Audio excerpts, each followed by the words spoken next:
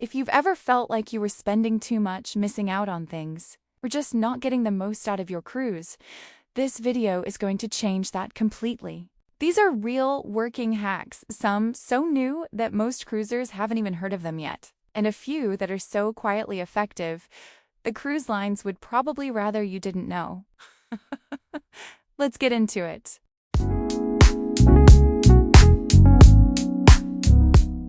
Here's something small that makes a surprisingly big difference. When you want to stand out to your bartender or any crew member you'd like to tip, use $2 bills. Sounds odd, right? But cruise crew members across multiple lines have actually confirmed this.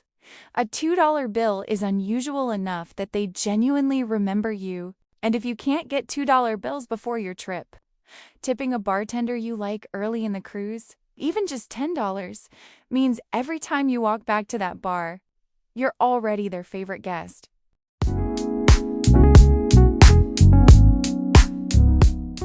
And here's one that costs you absolutely nothing. Use their name, say good morning, ask how their day is going. Crew members are away from their families for months at a time. A genuine moment of kindness goes a long way. Better service, warmer interactions, and a better cruise experience overall. Simple as that.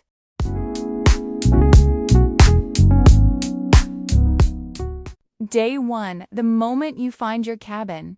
Take a photo of your cabin number on the door and set it as your phone wallpaper. If your phone gets left somewhere on the ship, any crew member who finds it immediately knows exactly where to return it. Practical, takes 5 seconds, and could save you a real headache.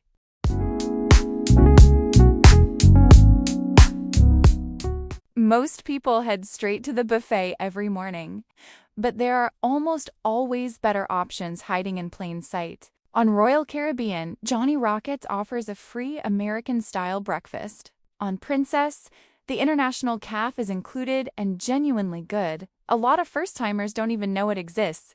On Carnival, Blue Iguana's breakfast burrito is one of the best things you can eat at sea. And on sea days, many cruise lines offer a main dining room brunch that combines breakfast and lunch menus. Worth checking.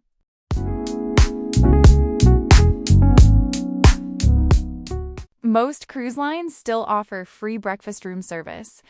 They just don't advertise it much anymore. But here's the trick most people miss. Don't just rely on the app or the card. Call down directly. There are often items available by phone that aren't listed anywhere. Fresh fruit plates, coffee, even things like chicken nuggets. And keep a few dollar bills in your top drawer so you're not scrambling to tip when the delivery arrives. If you're finding this useful, hit subscribe. We drop cruise tips every week over at Crucify, and you don't want to miss what's coming next.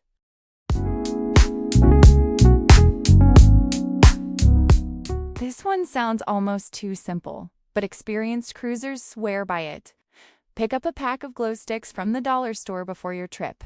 Put one on your bathroom shelf each night. It gives just enough light so you're not fumbling for switches at 3 a.m. without blasting the whole cabin awake. Cheap, effective, and weirdly satisfying.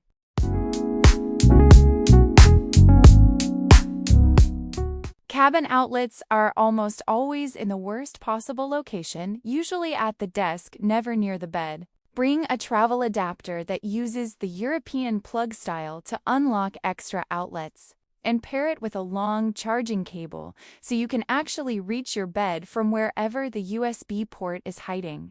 On Royal Caribbean and Celebrity specifically, no non-surge protected power cubes allowed, but multi-USB hubs are still fine.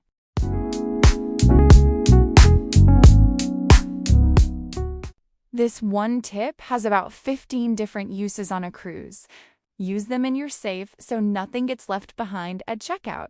Use them at the buffet to grab cookies, crackers, or cheese for later. Pack cereal boxes from the buffet for port days when you need a snack before lunch.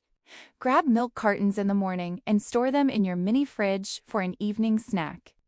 Ziplocs are basically the duct tape of cruising.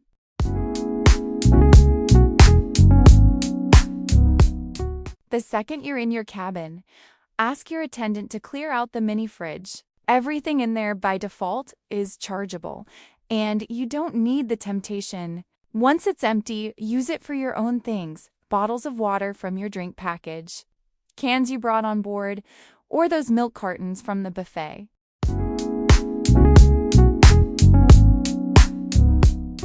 Most cruise lines let you bring one bottle of wine or champagne per person on embarkation day in your carry-on. But champagne goes flat fast once you open it. Usually, by the next morning, it's done. A champagne stopper, which you can find on Amazon for just a few dollars, fixes that completely. Pair it with room service orange juice, and you've got a private mimosa set up in your cabin every morning of the cruise. New to cruising or planning your next one? Check out Cruisify. We've got everything you need in one place.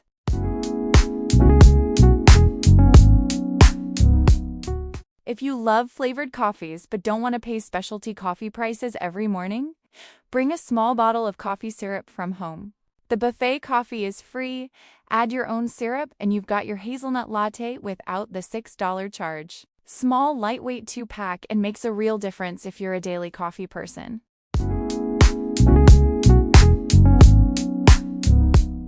This is one of the most underused money moves in cruising. Booking a future cruise, or even just putting down a deposit while you're still on the ship, gets you onboard credit that can apply to your current cruise or a future one. Some cruisers have reported receiving a complimentary bottle of champagne on Royal Caribbean when they book on embarkation day, though that's not guaranteed. Either way, the financial benefits of booking on board are real.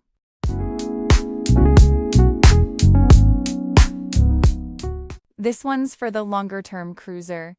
If you own at least 100 shares of a cruise line's parent company, Carnival Corporation, for example, you're typically entitled to onboard credit every time you sail on any of their brands.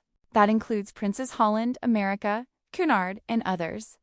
On a 7-night cruise, that's often a $100 credit. If you cruise regularly, those credits add up fast.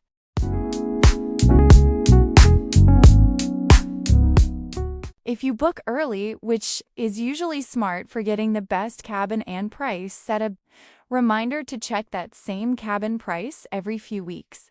Cruise lines regularly adjust pricing, and most will honor a lower price if it drops before your final payment date. Even better, if you use a travel agent. Many of them have automated tools that monitor this for you and apply the difference automatically without you doing a thing.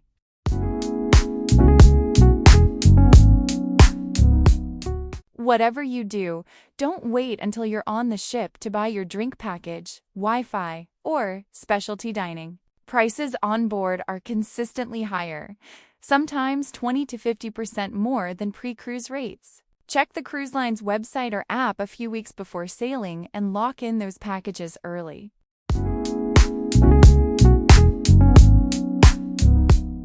You don't need a specialty restaurant every night to eat well. Check the main dining room menu, usually visible on the app or posted outside the restaurant, and plan around the standout nights. Beef Wellington night, surf and turf. Lobster. These are often the same quality as specialty dining but included in your cruise fare. Save your specialty restaurant budget for a night when the MDR menu doesn't excite you.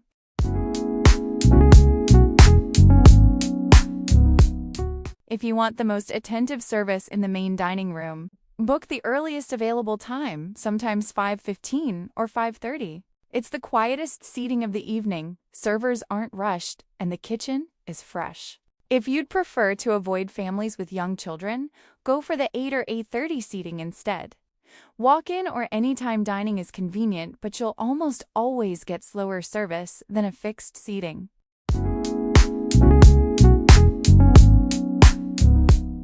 When the ship is docked and most passengers are off exploring, the spa is quiet. That's exactly the right time to book a massage, facial, or hair appointment.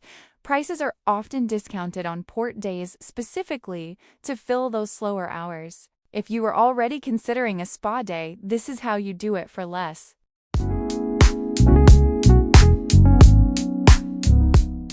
This one is brand new and almost nobody is talking about it yet. If your Alaska cruise ends in Seattle, look into the Port Valet luggage service.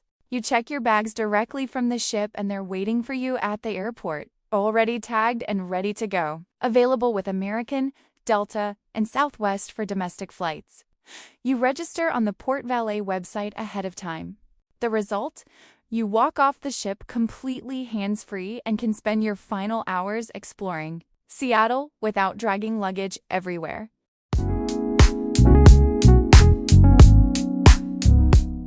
If you have a late flight out, don't sit in the airport for 6 hours. Use Resort Pass, a service that lets you book a hotel pool pass or a D-use room for just a few hours. Pool-only passes can be as low as $25 per person at some really nice properties. You get a place to shower, change, relax by the pool, and store your luggage, all for a fraction of what a full hotel night would cost. It turns Decembarkation Day from the worst part of the trip into a genuinely good day. That's 20 cruise hacks that are actually working for real cruisers right now. Try even 2 or 3 of these on your next sailing, and you'll genuinely notice the difference. Drop your own favorite cruise tip in the comments. We read every single one. See you in the next one.